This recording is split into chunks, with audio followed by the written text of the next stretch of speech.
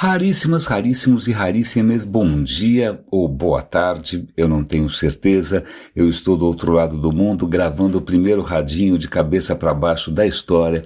Hoje é dia 16 de abril de 2025, sim, eu sei que eu me prometi, um certo silêncio radiofônico, literalmente, enquanto o radinho tira 2 semanas de férias, mas nessa noite de insônia, provocada certamente por um fuso horário de 12 horas, eu comecei a pensar naquilo que é basicamente o segredo do universo. E se você chegar até o final desse breve episódio, um episódio importado, sem taxas do Trump nem nada, você vai poder andar de cabeça erguida, de nariz empinado, porque finalmente você pertence a um grupo privilegiado que basicamente entendeu tudo.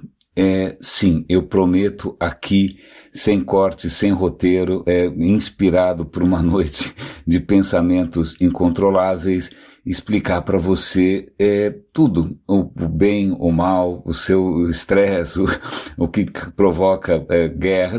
A questão é a seguinte, eu não vou falar aqui de alienígenas, não vou falar aqui de uma elite de iluminados que domina o mundo, não vou falar aqui de karmas e não vou falar aqui de nada transcendente e não vou falar aqui de pecado original. Eu vou falar daquilo que efetivamente ajuda a entender muita coisa. É uma questão que é humana? Sim, demasiadamente humana, mas não é exclusivamente humana. É um problema que aflige outras linhas da nossa família, como, por exemplo, primatas de todo tipo, gorilas, chimpanzés, bonobos, qualquer espécie social que se preze, ela vai passar pelo mesmo problema da gente, é que a gente levou isso a um patamar realmente olímpico. A questão é, meus caros, status.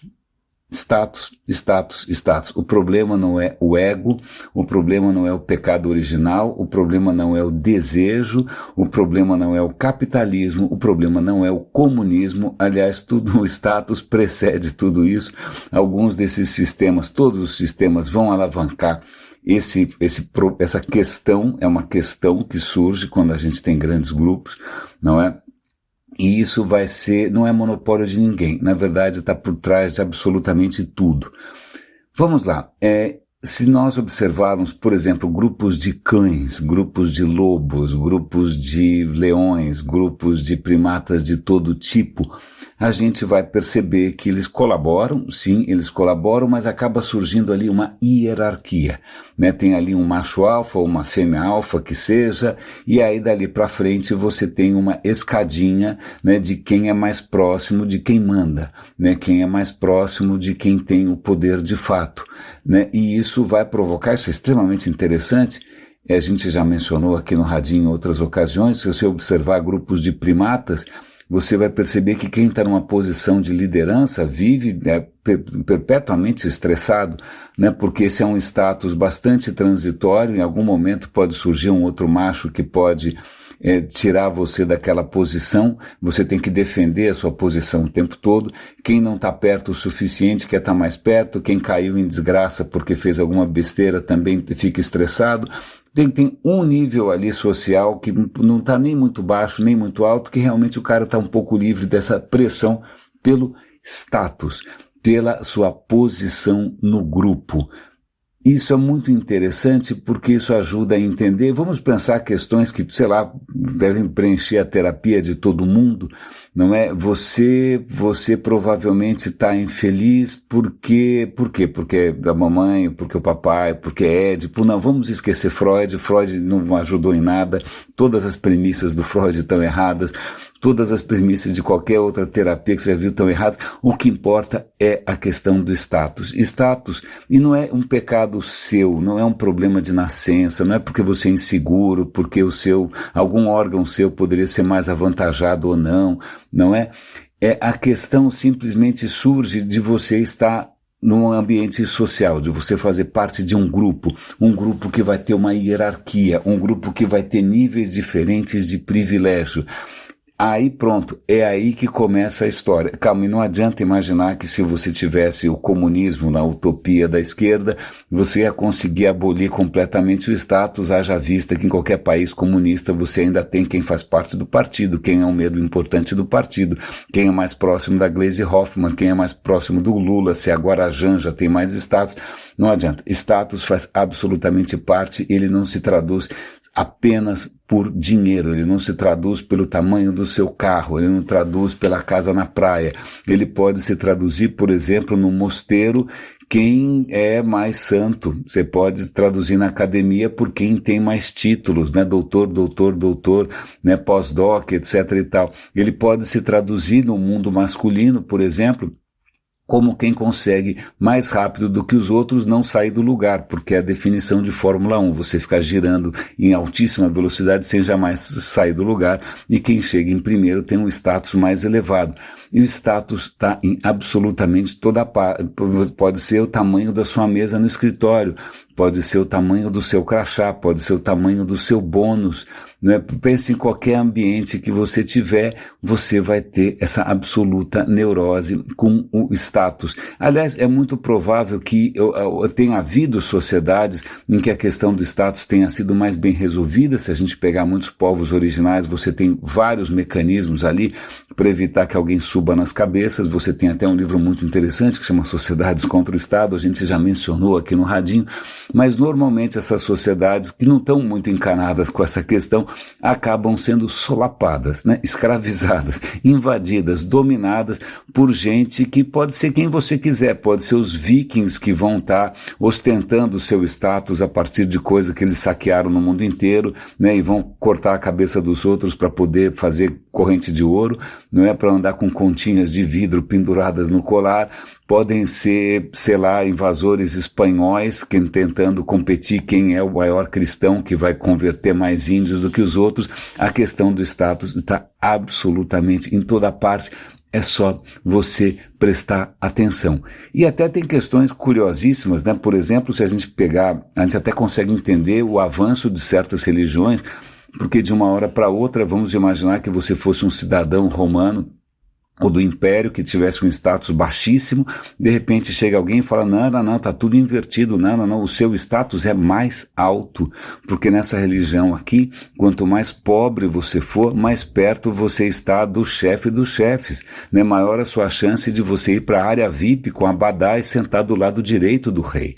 Não é? Então, de uma hora para outra, a questão do status é um status alternativo, é um status que não tem a ver com a família que você nasceu, com a sua posição no Senado, com quantos escravos você possui, é uma inversão de status total. E aí vai ter gente disputando quem é mais mártir que o outro, quem passa mais fome que o outro, quem vai viver uma vida mais monástica, mais isolada que o outro, porque isso significa que você vai ter um status mais alto na hora que você for para a área VIP, né, selecionado ali e sentar o mais próximo possível. Vai ter provavelmente ali uma disputa pelos melhores lugares, não é mesmo? O status.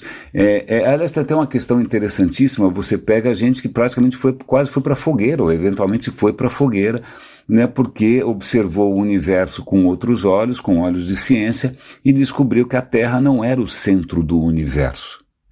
Meu Deus, nós não somos o centro do universo, mas peraí, tem um livro que está dizendo aqui que eu sou a cara do Pai, né? Eu sou feito à sua imagem e semelhança, aliás, eu sou a coisa que mais importa. Não, na verdade a coisa que mais importa, obviamente, porque tem 10 mandamentos, e quem tem o status mais alto, que tem que ser amado acima de todas as coisas, é o cara, mas eu sou filho dele, né? O resto do mundo tem um status muito inferior, porque ele não tem a alma eterna, só eu tenho a alma eterna, então, portanto, meu status é mais elevado. Né? Isso ajuda a explicar absolutamente tudo que você imaginar.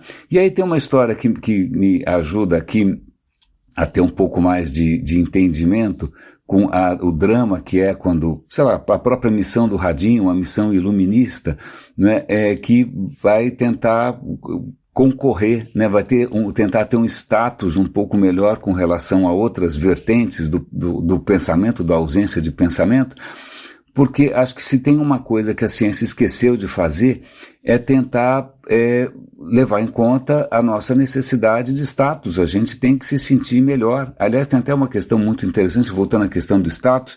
Veja, por exemplo, eu estou viajando aqui, não é? Eu estava no avião, e no avião qualquer filme que você escolhesse, você tinha que ver antes uns 3 comerciais diferentes falando sobre a questão do luxo, o que é o luxo verdadeiro. O luxo não é ter, o luxo é viver aonde você quiser, mostrando lugares maravilhosos no Oriente Médio, cheio de gente bacana, jovem, consumindo coisas espetaculares, não é mesmo? Inclusive uma torre do Trump, que está sendo feita em algum lugar no Oriente Médio também, né? O Trump, que aliás, para você ver essa neurose do status, como é que isso funciona, ele, outro dia uma repórter chegou para ele, né, numa coletiva, e perguntou, Trump, como foi o seu jogo de golfe?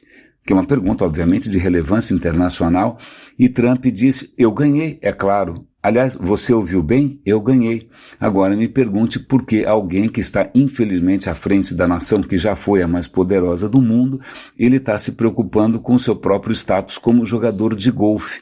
Não é mesmo? Eu fico me perguntando também quanta gente insegura com relação a seu status ou querendo ter o status que elas acham que merecem, né, acabam concorrendo a cargos onde elas vão ser glorificadas.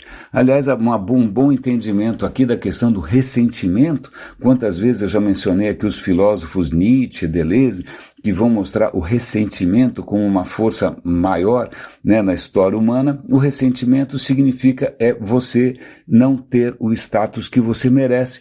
Eu já sofri muito com isso no mundo corporativo. De repente você vê gente conquistar um status melhor que o seu, sem ter nenhum mérito. Aliás, tem gente que é artista, que descobre como conseguir o status sem ter conteúdo nenhum, e aí você parece que a ordem do universo foi invertida, não é? Que está tudo de cabeça para baixo, mais ou menos como eu estou agora do outro lado do planeta, não é? Mas na verdade é isso, é simplesmente a sua noção de status que foi virada do avesso, né? A sua noção de status que vai provavelmente entrar em parafuso quando você perder um cargo importante, ou quando você deixar de ser alguém que manda nos outros, né? Quando você perder o seu crachá, né? Isso tudo dói, do perder status dói, a busca pelo status é o que move o Instagram, é o que move as redes sociais. Você quer ser reconhecido como alguém que visitou os lugares certos. Vai ver se o meu Instagram eu estou postando foto de viagem, não estou, não é? Mas todo mundo vai querer postar, porque afinal, né, ela está seguindo gente que tem um status muito elevado.